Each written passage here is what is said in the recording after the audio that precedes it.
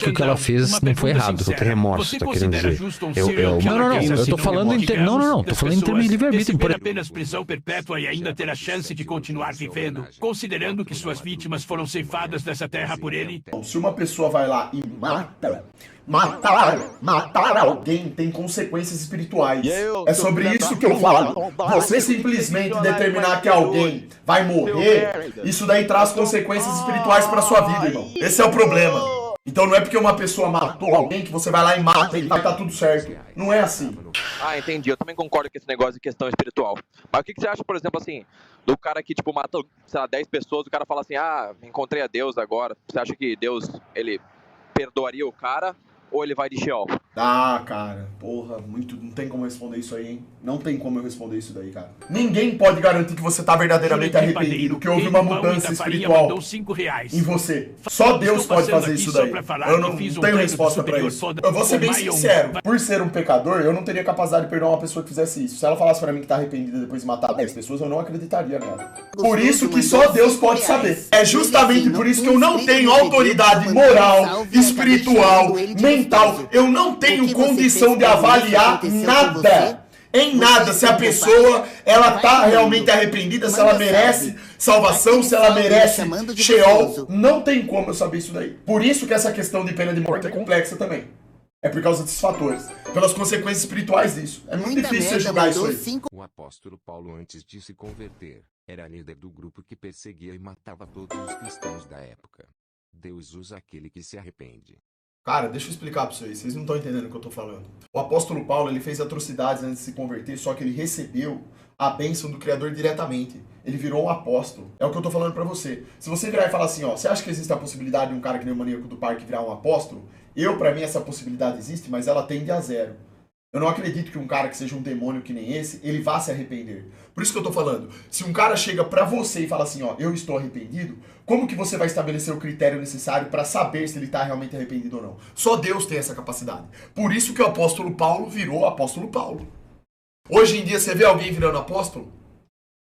Você vê algum serial killer virando apóstolo? Você já viu na história do mundo algum serial killer aí, tirando esse bíblico aí no caso, né, que perseguia e matava, no caso do apóstolo Paulo. Mas você já viu pessoas da sociedade virando apóstolos? Quantos exemplos disso você vê? Da idade mais moderna pra cá. Você não vê isso daí, irmão. Então, por exemplo, se chega um cara que nem o maníaco do parque, ele fala que tá arrependido, ele faz uma comitiva nacional, a imprensa mostra ele dizendo que tá arrependido do que ele fez, dos crimes que cometeu. Se você perguntar pra mim se eu acredito realmente, não, eu não acredito que esse cara se arrependa realmente. Eu não acredito, eu não boto fé. Você tem noção do que é uma pessoa, ela fazer uma série de crimes? Não, uma infinidade de pessoas e depois se arrepender assim? Mandou R$5. Vocês acham mesmo que é tão simples assim? Isso daí é uma questão que cabe apenas a Deus julgar. Se esse cara for um predestinado, se tiver nele, é que nem o ladrão lá da cruz. O ladrão da cruz, ele não se arrependeu diante de Jesus sendo crucificado e não foi salvo? O que a gente precisa saber e entender? Não importa nem um pouco se você acredita ou não. O que importa é o julgamento do Criador, irmão. Por isso que eu repito aqui de novo, não cabe a mim determinar se uma pessoa merece morrer ou não. É justamente por isso que eu não defendo pena de morte. Entendeu o raciocínio? O que eu tô dizendo aqui? Não interessa no final das contas se eu vou acreditar se o cara realmente tá arrependido ou não. Quem tem que saber disso é Deus, cara. Então se tivesse a faixa da presidência da república, eu não colocaria pena de morte por conta disso. Não dá pra tomar uma decisão como essa. Isso aí é complexo demais. Pra mim, a prisão perpétua é muito mais coerente. Você limpa a sociedade daquele indivíduo que é demoníaco, certo? Que não tem possibilidade nenhuma de voltar a conviver em sociedade, você deixa ele lá, trancado no canto dele. Vai lá comer o pão que o diabo amassou. Já que ele quer viver pela ordem do demônio, ele vai sofrer as consequências disso. Pra mim, isso é justo. Isso aí, pra mim, é uma coisa que, assim, beira realmente a uma justiça, assim. O cara vai ter uma punição. O cara vai perder sua liberdade, vai trabalhar lá um trabalho horrível. Ele vai. Se ele quer esse caminho, ele escolheu isso, certo? Ele não vai prejudicar mais a sociedade. Para a sociedade, aquele indivíduo, ele já é inexistente. Porque não existe possibilidade dele voltar à sociedade, entende? Pronto, pra mim isso daí é uma coisa que beira ali, pelo menos. Não vou dizer que é uma coisa também 100% justa, mas, pô, é um negócio que dá pra pelo menos você olhar e falar, puta, você ter uma sensação mínima de que aquele indivíduo, pelo menos, ele não voltará para a sociedade para cometer mais nenhum crime, certo? Você tem uma certa sensação de bem-estar.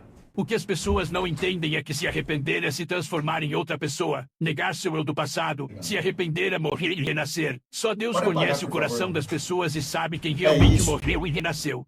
É isso, irmão, é isso que eu tô falando. Exatamente isso, cara. Se tratando de lei, de ordem, de punição ao criminoso, é prisão perpétua, tá?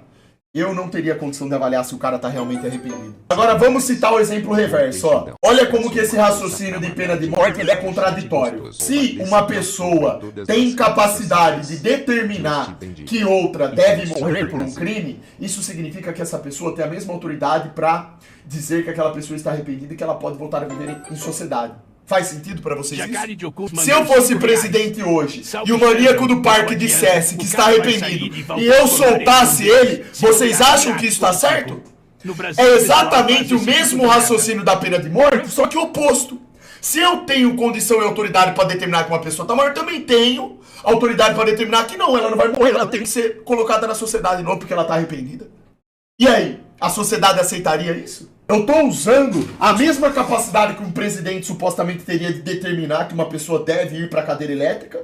Estou usando esse mesmo raciocínio para fazer o oposto. Não, ó, essa pessoa não merece. O homem é falho, a lei é falha, a aplicação da lei pode ser falha e nós podemos estar cometendo um erro, que é introduzindo novamente na sociedade um elemento criminoso. Para mim, a questão da prisão perpétua é mais factível, é mais coerente, na minha visão. E outra coisa, não adianta vocês quererem comparar, vocês estão falando aí, tipo, o apóstolo Paulo perseguia. Cara, o nível do cara virar um apóstolo, eu não tenho nem o que questionar. Deus faz do cara um apóstolo, um cara que tem inspiração divina, acabou, velho. Um cara que vira um negócio desse aí não tem o que discutir. É interessante ver gente defendendo a pena de morte e desaprovando o aborto. É verdade, né? Interessante. Simplesmente uma das maiores incoerências intelectuais. Sim, pra você ver como nada faz sentido hoje em dia. Concordo com você, Chan. Aos nossos olhos, vemos um cara como esse com raiva e ódio imaginando que deve morrer mesmo. Mas Deus vê a mentira tão grave como homicídio. Pecado é pecado. Apenas chama mais atenção um homicídio aos nossos olhos. Exato. Agora, eu também vou dizer pra você uma coisa. Eu também sou hipócrita. Sabe por quê? Porque eu, no momento de autodefesa, se tem um criminoso vagabundo querendo fazer mal pra minha família, e eu percebo que a vida da minha família tá em risco, eu tenho coragem de ir lá e tirar a vida do cara. Só que é uma consequência espiritual que eu teria que carregar pro resto da vida, irmão. E não é bom isso. Isso mexe com a sua cabeça, mexe com o seu espírito. Você tem noção que quer você passar a sua vida sabendo que você tirou a vida de outro? As pessoas, essa molecada do dia, eles acham que é assim. Matar alguém é assim. Xandão, é simples assim. Mas eu tenho essa coragem. Eu queria te pedir um favor. Vai, Xandão! Tipo assim, como pode um cara falar que é contra a pena de morte se ele tem coragem de matar alguém?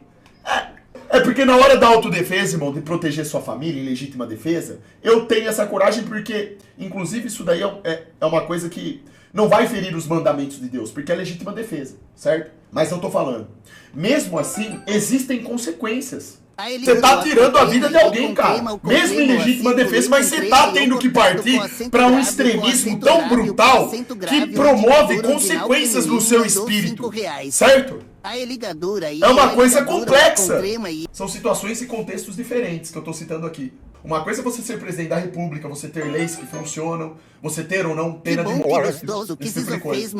Outra coisa é você defender sua família. Enfim, tem diversos cenários.